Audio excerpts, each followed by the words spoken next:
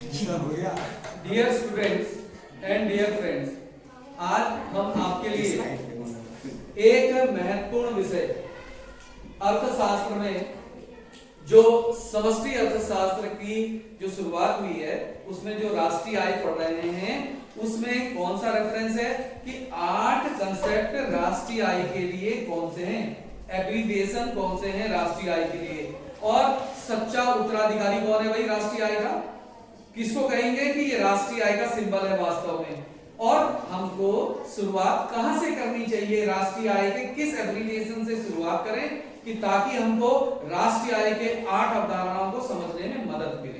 तो इसके लिए हम चलते हैं आगे, देखिए और इससे कौन कौन सी चीजें जुड़ी हुई है। तो हमारे अर्थशास्त्र विषय में जो विषय है आज का डेट है आज 23 ऑफ जुलाई 2022। अब आज का जो विषय है आपके लिए वो है राष्ट्रीय आय की अवधारणाएं या राष्ट्रीय आय के विभिन्न सिंबल, जिसको हम समझते हुए उनका अंतर करेंगे और उनकी परिभाषा को भी हम समझेंगे। Today your topic is the different concept, that means 8 concept of national income. We are taking the most valuable concept of national income. First of it is GDP factor cost, यानी कि कभी भी हमारा जो राष्ट्रीय आय की पहला एब्रीविएशन होता है वो होता है जीडीपी। क्या होता है आपके लिए? GDP factor cost. इसी से हमको क्या मिलता है कभी भी? GDP market price. दूसरा कंसेप्ट होता है आपके लिए जीएनपी फैक्टर कॉस्ट, और इससे भी क्या मिलेगा आपको? GNP market price. तीसरा है एनडीपी फैक्टर कॉस्ट और एनडीपी मार्केट प्राइस, और फिर है आपके लिए एनएनपी फैक्टर कॉस्ट और एनएनपी मार्केट प्राइस। ये हमारी महत्वपूर्ण अवधारणाएं हैं, 8 concept, first, second, third, fourth, fifth, sixth, seventh, eighth. कभी भी आपने अगर आप जीडीपी फैक्टर कॉस्ट से शुरुआत करेंगे तो ये कंसेप्ट पूरा समझने में आपको काफी मदद मिलेगी। इसकी जो परिभाषा है ये मैं बताता हूं। जो इसकी परिभाषा है वो सभी कंसेप्ट की परिभाषा है, सभी की ऐसे ही परिभाषा है, लेकिन उसमें कुछ चीजें जुड़ती हैं या कुछ चीजें घटती हैं बाकियों में। बाकी परिभाषाओं में थोड़ी सी वो कौन सी चीजें हैं जो जुड़ेंगी या कभी भी घटेंगी, तो वो केवल 3 चीजें हैं। वो कितनी चीजें हैं? केवल 3। क्या होगा? अगर फैक्टर कॉस्ट, इस फैक्टर कॉस्ट से इस मार्केट प्राइस में, इस मार्केट प्राइस में, यहां से इसको जाना है, इसमें जाना है, इसमें जाना है, इसमें जाना है, यानी कि आपसे कहा गया कि आपके पास जीडीपी 100 करोड़ है तो जीडीपी मार्केट प्राइस निकालो या जीएनपी मार्केट प्राइस निकालो या एनडीपी मार्केट प्राइस निकालो या एनएनपी मार्केट प्राइस निकालो, ऐसा कहते हैं ना जब, तो आपने क्या करना है उसमें केवल इससे किसी भी मार्केट प्राइस में चले जाओ, तो केवल क्या करना है? प्लस अप्रत्यक्ष कर जोड़ देंगे और क्या घटाएंगे? आर्थिक सहायता।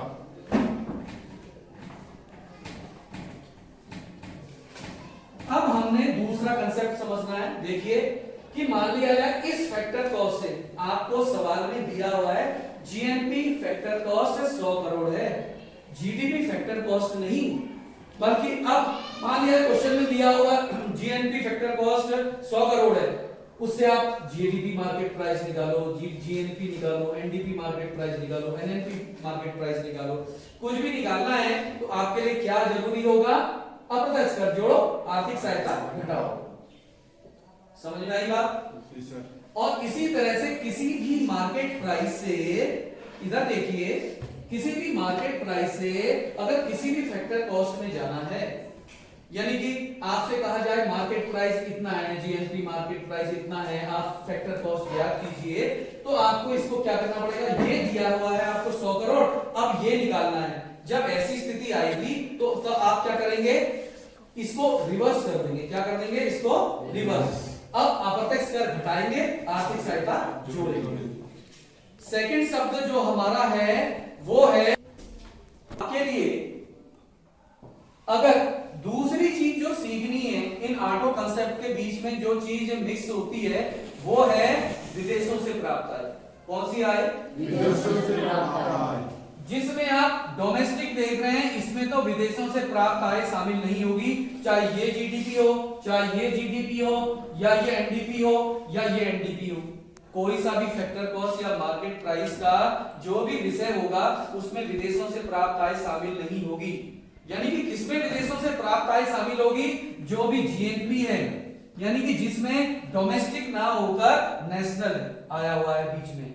ये देखिए, इसमें भी नेशनल आया है, इसमें भी नेशनल है, इसमें भी नेशनल है, इसमें भी नेशनल है। तो दूसरा बिंदु हमारा क्या रहेगा इनके अंदर संबंध का?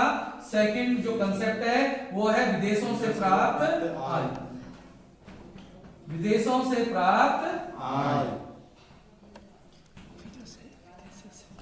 देखिए, अब आपका ये विषय हो गया। अब समझिए, देखिए यहां समझिए, ये घरेलू है, घरेलू 100 करोड़ इनकम दी है, आपसे बोलेंगे जीएनपी निकालो, तो विदेशों से प्राप्त आय जुड़ जाएगी।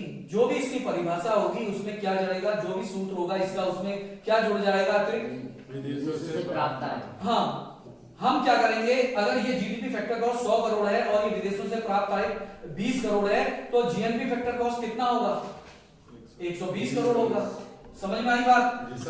तो अगर मान लिया जाए ये माइनस में है, यानी कि हमने निर्यात कम किया है, आयात ज्यादा किया है, और ये माइनस में है, तो कितनी हो जाएगी आय? फिर 100 माइनस 20 80 करोड़ हो जाएगी हमारी आय।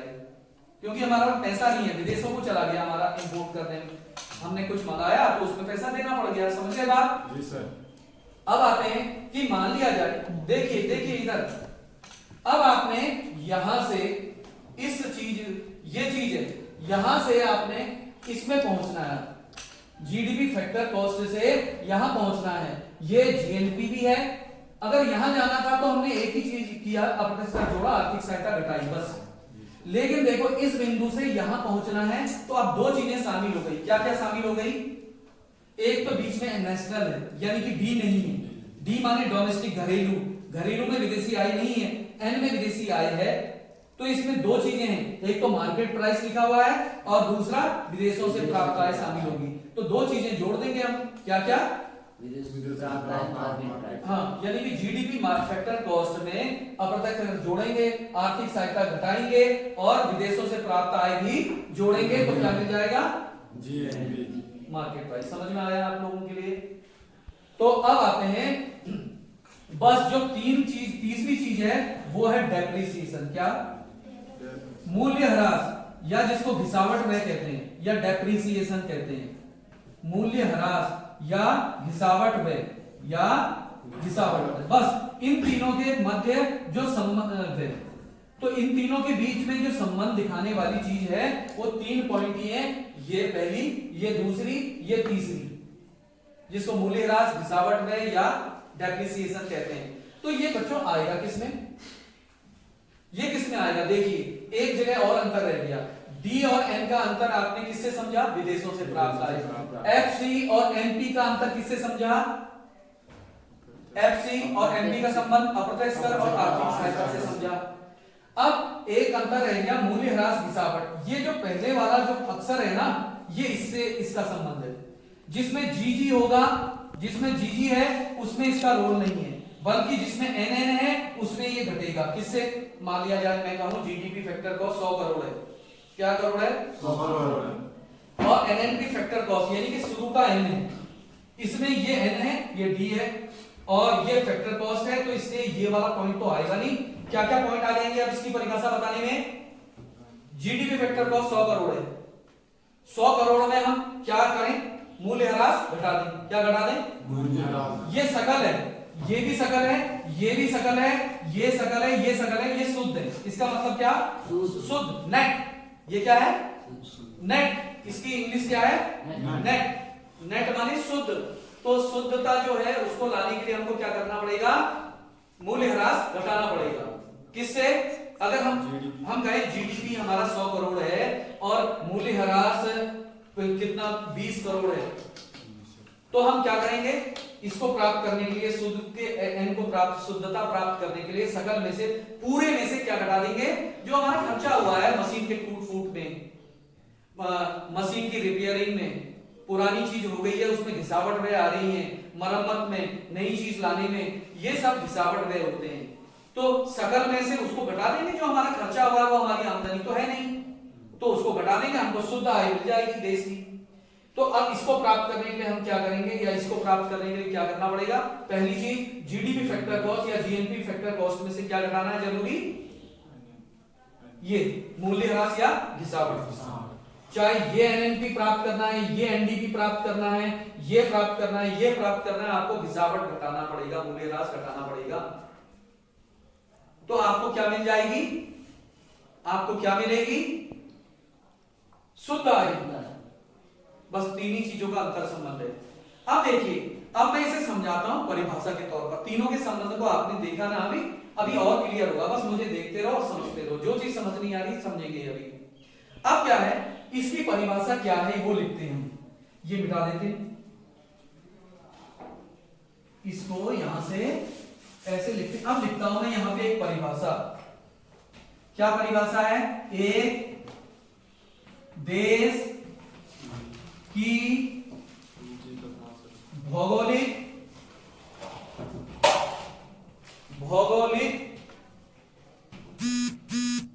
सीमा, एक देश की भौगोलिक सीमा के अंतर्गत जितनी भी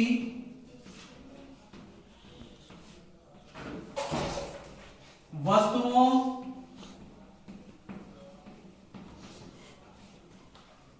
और सेवाओं का उत्पादन होता है, उसके मौद्रिक मूल्य को, कौन से मूल्य को, इसी को द्रव्य मूल्य भी कहते हैं, मौद्रिक मूल्य को जीडीपी फैक्टर कॉस्ट कहते हैं। क्या कहते हैं, कहते हैं। ये है वही परिभाषा, इसकी परिभाषा ये आप समझ गए। एक देश के भौगोलिक सीमा के अंतर्गत, देखो एक देश है, ये देखिए हमारा देश है, ये देश है,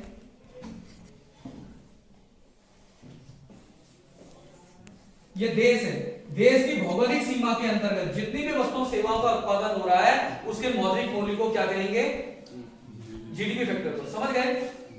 अब मैं पूछता हूं आपसे, जीडीपी मार्केट प्राइस क्या होगा, क्या होगा, इसकी परिभाषा भी यही रहेगी शुरुआत में।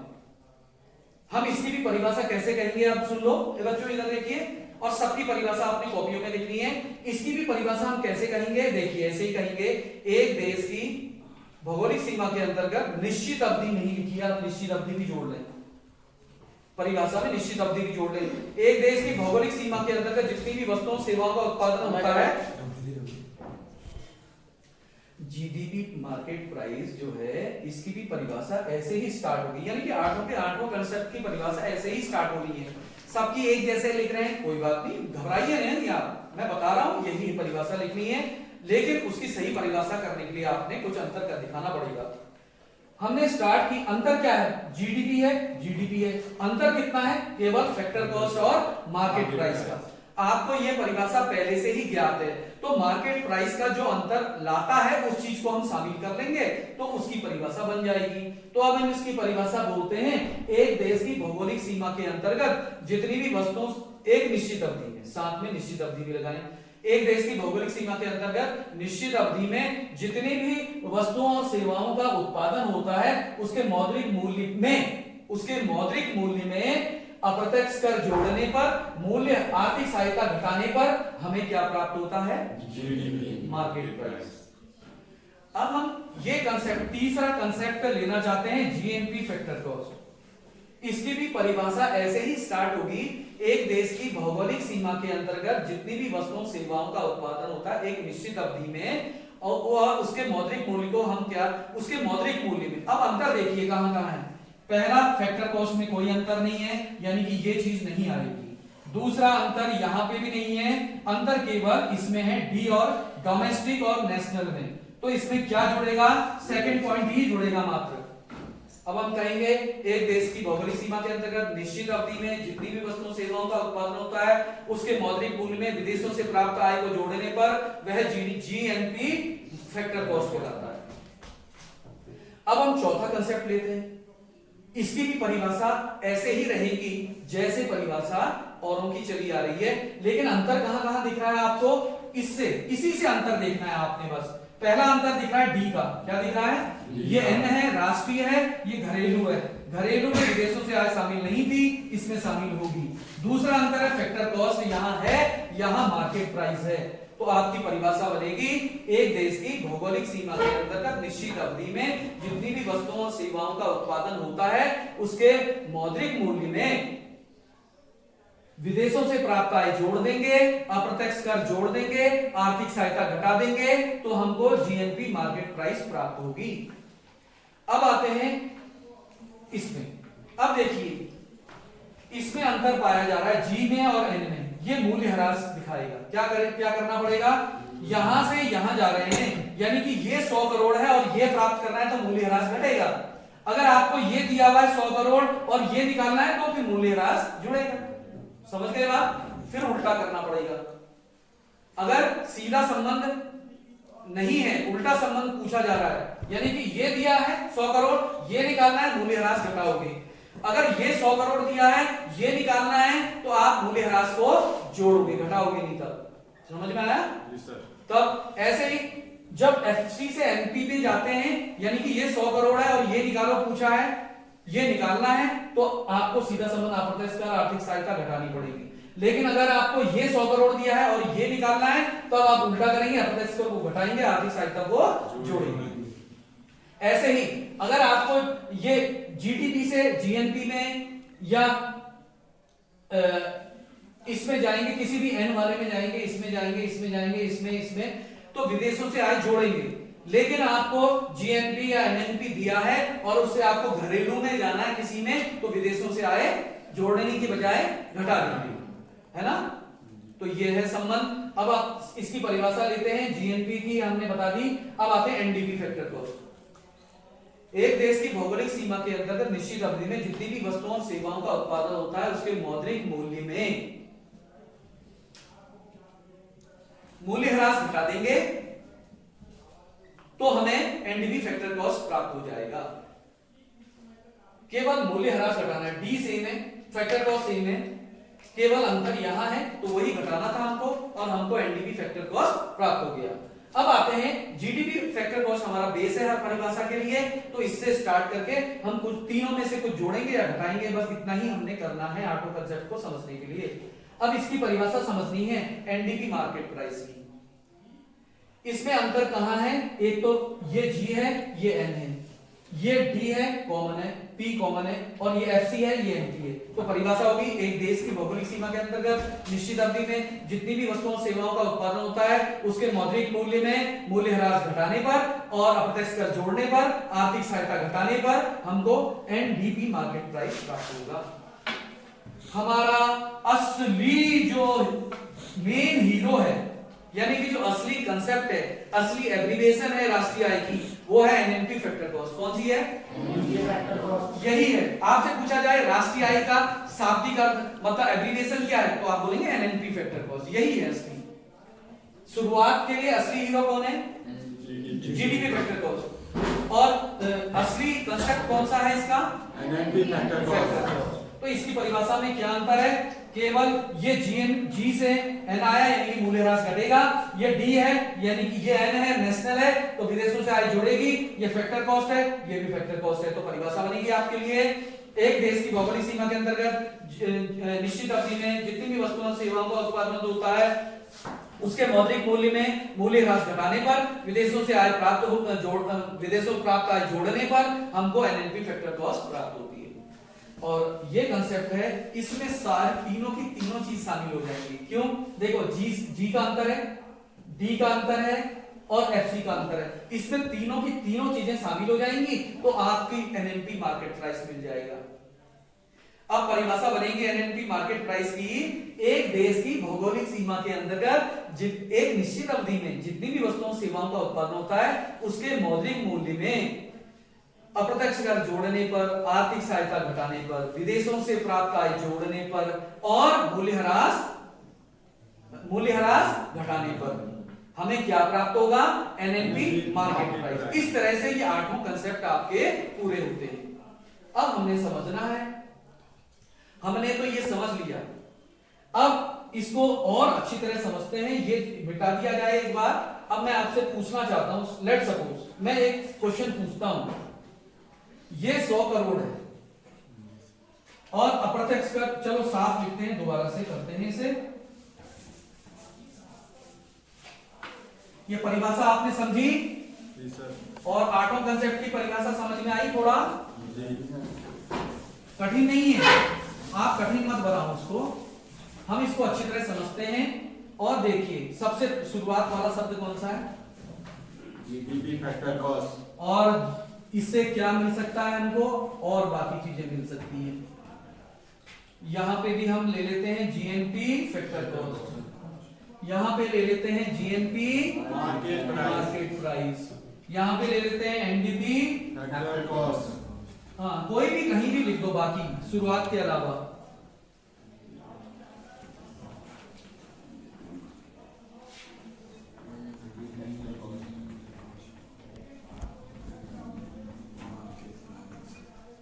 ये देखिए, अच्छा समझिए, आप, मैं एक क्वेश्चन पूछता हूं, ये 100 करोड़ है, ठीक है? कितना है? 100 करोड़। तो आपको ये प्राप्त करना है, ये निकालना है क्वेश्चन में। आपसे प्रश्न इस तरह पूछा गया, निम्नलिखित तालिका में एनडीपी मार्केट प्राइस ज्ञात कीजिए जबकि ये 100 करोड़ है। तो आपको कुछ ना कुछ और तो दिया होगा। जैसे आप पुलाव बनाना चाहते हैं तो उसमें आपको क्या डालना पड़ेगा? चावल डालना पड़ेगा, जो उसमें इंग्रेडिएंट लगते हैं वो डालेंगे आप। सब्जी डाल सकते हैं कुछ, और जीरा या जो भी उसमें पड़ना है वो इस्तेमाल करेंगे आप। तो इसी तरह से जब आपके पास जो जो जिस रिलेवेंट में चाहिए, आप इसमें कोई फिजिक्स का सूत्र तो लगाएंगे नहीं, मैथमेटिक्स का कोई सूत्र लगेगा नहीं, जो सूत्र इसका बनता है वही आप लगाएंगे और इस्तेमाल करेंगे। यानी कि मैंने 3 चीजें बताई हैं, कौन कौन सी? पहली क्या है?